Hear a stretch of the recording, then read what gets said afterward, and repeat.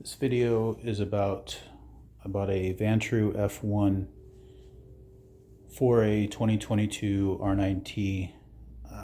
There's lots of videos about vantrues. I wanted to make one for an R9T, just kind of talk about the specific struggles I'm seeing, decisions I've made, right or wrong. I don't know. If it helps anybody, great. So kind of the first thing is where to put it. I think if I move these wires around, it could probably fit right here, but it's awful close, like it's butting up against these wires. So where I'm gonna end up putting it is down in this hole, loop it under and everything, get it all secure. I don't know what this post was. Angles. I don't know what this post was. I took a Dremel and cut it more or less flush, so that, because otherwise the device was like trying to sit up on top of it. And, but anyway, this seems like a good spot for it. I guess as long as I'm here wiring, how to wire this thing. I want to be able to, if I just run into, say, a store real quick, I want to be able to leave this thing running, recording.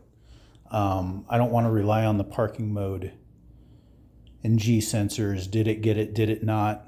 Somebody gets into this, you know, if you're delegate, you can get into the bag without ever knocking a G sensor. So I kind of want to leave it recording during short periods.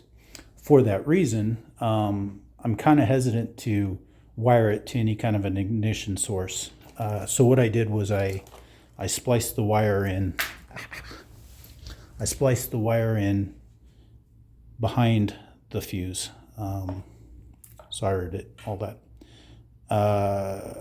Let's see. So the red, it looks like this post here, I mean, this is all pulled apart, but I tried to kind of put it roughly. Yeah. You pop this guy off, and I'll just unscrew this post a little bit and then tie this one in. And then the negative, I've seen people recommend this screw could be used as negative. But the problem is just to get to the gas tank, you have to pull this thing apart. And so I don't want to accidentally, you know, somebody else is maintenance or whatever.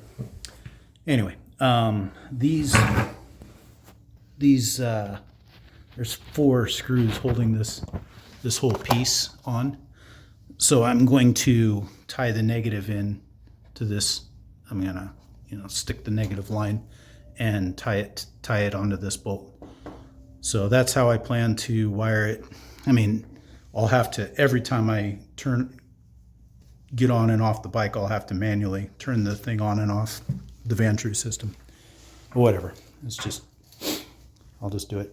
The remote, the microphone is right there someplace. So it has to be in this orientation. You can't put it on the right, which doesn't really matter. So I'm gonna put it up here someplace, tie it in nice. I was gonna mention, I was watching a video and he put some fuzzy material over the mic, which I thought that was a neat idea in case there's wind noise. Maybe a little bit of fuzzy material would prevent that. As far as placement of the cameras, the front camera, it's all just zip tied right now. I'm gonna test it, make sure everything's working. But assuming that works, I think that's a good spot. If it were hanging down, back up so you can see there's about 4 inches of travel. That translates to about that far. So if this thing were hanging down, I mean, it'd have to be a complete bottom out, but in theory, the fender could smack it if it were hanging down. So I think I think that's about the only spot possible, really. So assuming that that works, I'll have to figure out how to make some kind of bracket or something for it instead of zip ties. And then to run the wires, of course, you have to lift the gas tank up. I'm halfway to that process. Lift the gas tank up, run the wires, all that fun stuff. The rear, try to get this. The rear, I'm going to try putting right here. I shaved, because when it's just duct tape right now, just to see. But assuming that that works, I shaved this down with a Dremel a little bit to give it the most chance of looking straight back and not like out, right? So that's where I'm planning on putting this thing. I think that's about it. I'll make another video later with more proven. I wanted to record this much while it's all torn apart. So this is kind of what it looks like. Back up so you can kind of see it. Looks cool. There's nothing back there. But in order to, there's four bolts. They're roughly wherever they are. But there's 4 bolts holding this piece on. And then, what else did I have to do? I think that was it. Then that came off, and of course I had to unclip this. There's all kinds of videos of people replacing this with other tail kits. But anyway, in order to get this piece off, there's 3 screw holes. Come around, get a better angle. There's 3 screw holes. But in order for this piece to be loose enough to even come off, I had to cut the zip ties that were holding this. There's those parts up there. So I had to cut all those zip ties. It's going to be a pain to put it back together. Because this camera will go, that's the other side, but the top of the camera, try to hold this back so you can see perspective. It'll fit in there like that, roughly. So the top hole will be here and the bottom will be up here, which means I need to drill a hole from here through into here and kind of bolt it together. And in order to have room, I need this pulled apart so that I can drill and all that fun stuff. And before I forget about it, you need 3mm. The 3mm bolts are what are needed for that.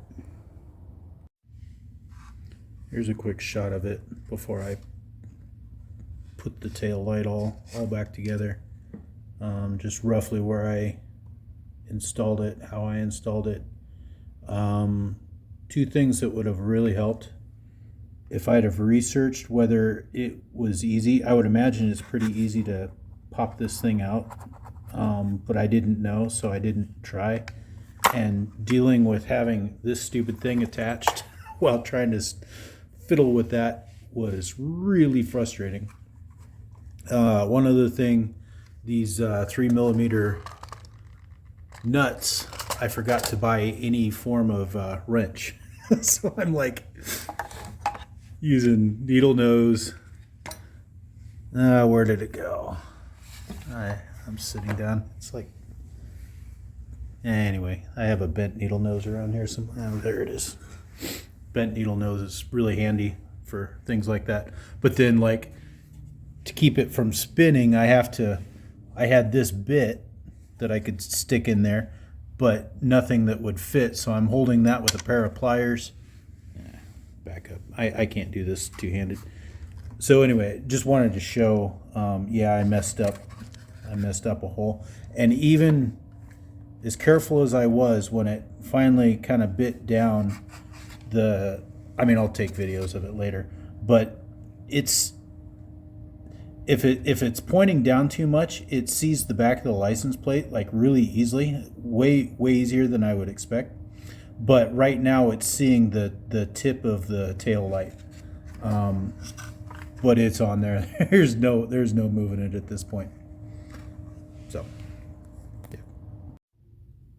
Here's a quick shot of what it looks like before I completely tie everything back down. So lesson learned: take pictures before cutting zip ties. I had to go back through video and try to find a still, but I went ahead and fed, according to the pictures, they came from underneath. So I just kind of took the needle nose and fed this up through. But yeah. And here's the third one. This piece just kind of loops back over and gets clipped on there. Here's another mistake I noticed I just made. This wire here is like right in front of the hole, and that's the hole that for the bolt that ties the seat on. So this wire should not be spanning there. I'm going to have to remove those two screws, pop this bracket off, and better run this wire. I'm doing everything wrong today. So these two, this clip here, get it? This clip clips down into here. Don't plug these together until you slide this into here. Because once they're together, you can't slide this into here. Guess how I found that out? Well, as soon as I get done putting all this back together, it occurs to me that, get this angle, this is a channel for running wires, and this is a wire that needs to be run. So, lesson learned, stop thinking about one thing at a time. So what I did was ran this wire under here. That way I didn't have to cut into this thing at all. And then just kind of, it's really tight in here. I'm just going to be very careful. I don't seem to be pinching anything. I'm going to pay attention to this when I put it down, but I think it's good. I don't seem to be pinching anything. And then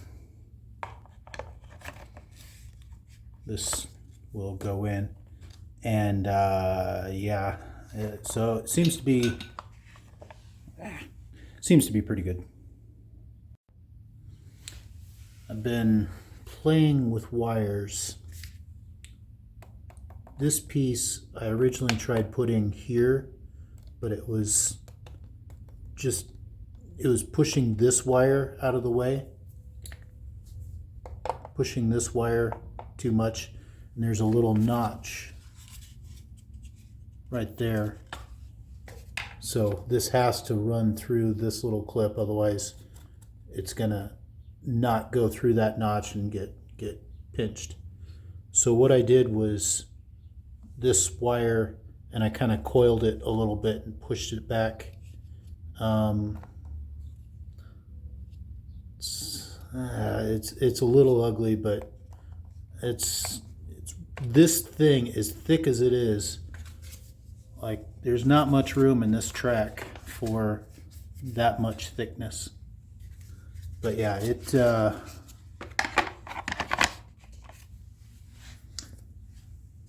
it works. It's a little tight. Come around.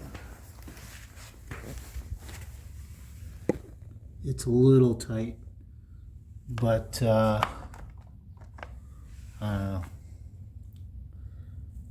this thing is just too big. And they made this wire too small. If the wire were longer, then this whole ugliness would, you know, it would be up in here and it wouldn't be a big deal. But I think that's, I don't know, it's a tough one. So here's what I kind of came up with. I'm making a tester bracket, and this angles. I've been kind of shaving this down so that these angles are bad, but I just wanted to record this really bad. Anyway, that's kind of what I'm thinking. I'll take better pictures once I cut this out of metal. I have kind of the best that they had was 16 gauge. I don't know if you can read that. 16 gauge. I think I'll bend it over so it'll be double thick. Well, I'm halfway done cutting it out. There's the general pattern. I mirrored it, and I'm gonna fold it along here. This stuff, I probably only need a single thickness of it. 16 gauge. It's pretty, but I'm worried about the camera flopping. I don't want any kind of shake, so I figure I may try to double it up, or I'll just cut it off and only have one piece of it. Anyway, I'm halfway done cutting it out. This is where it's going to mount to, by the way. I took the headlight off. The headlight, you know, the bracket runs flush with this, so that this piece is going to go in there and the camera will stick out. I kind of wanted to bend it at a 45, but I think that'll weaken the metal too much and make it flop.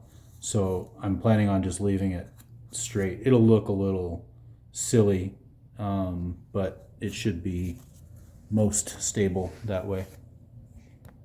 As long as I'm recording stuff. This carbide bit,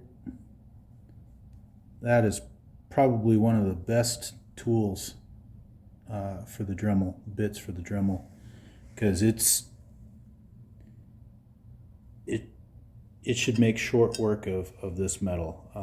Cleaning, these angles are bad. It should make short work of cleaning all this stuff out. I don't know, eating this far in, I may, because I was using these Easy Bit or whatever you call those things. I was using those, yeah, those are plastic, the metal ones. I was using the metal one. You can see the one I was using to make all these rough cuts. But yeah, this carbide bit right here, definitely get one of these things. So useful. Here's a little intermediate progress. After folding it, it ended up being 1/8 inch anyway. So, but I don't know if I could have gotten an 1/8 inch bar this wide after I cut it down. So whatever. Yeah, next step is measure real well, figure out exactly where these holes go. It's going to end up, you know, going there.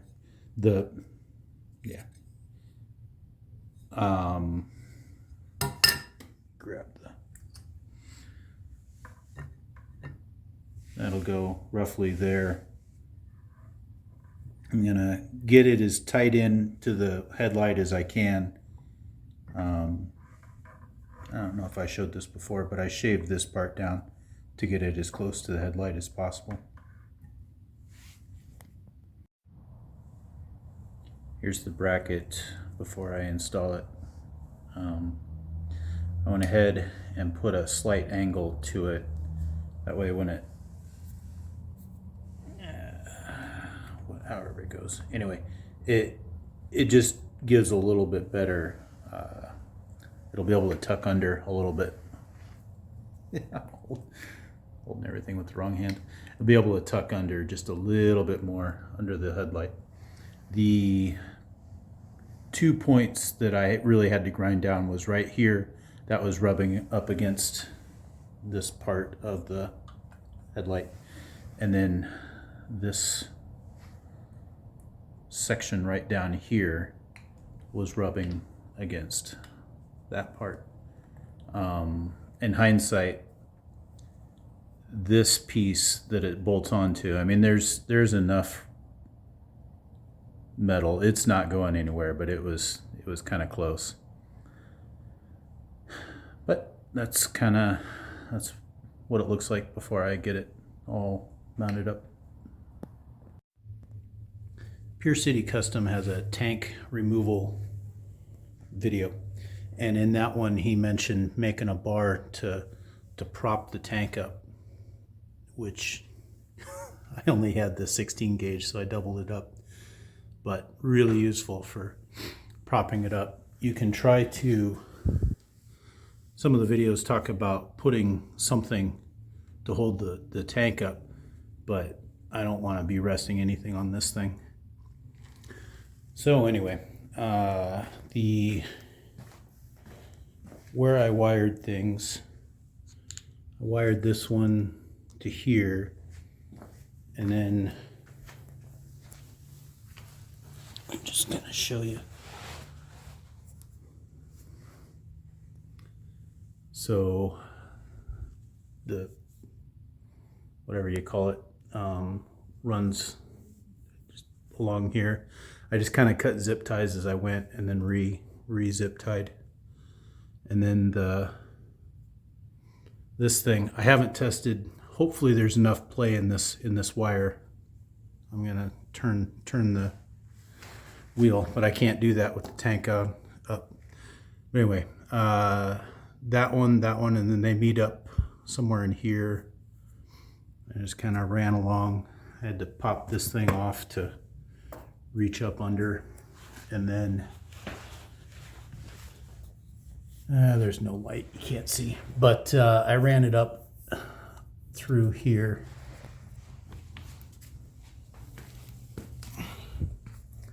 and out, so these two are out. So next step is coil it all up, make it nice, and oh yeah, got to put the tank down and test my steering lock. Here's that bar after removing. It's really ugly, but it works. Just a bolt sticking through, and then a wing nut to hold the tank up. And then, yes, it's a little tight. I mean, it doesn't bind, but I tested the steering lock side to side. It doesn't pinch or anything. Here it is, tucked away. There's so much wire. I wish they would sell, like, because you have this connection and then you have that connection. This one is a straight shot to this piece, but the other wires are basically, you could just use extenders, right? And buy different size extenders. You would think they would do that, but instead I have just this massive coil of wires in there. And then this piece will sit in there.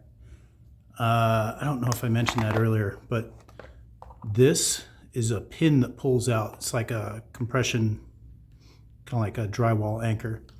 And so I didn't realize that, and I kind of buggered it up with a pair of pliers. But just so you know that it's a pin that, anyway, I can't do this one-handed. But that is hopefully it. I'm about to go ride, test it out.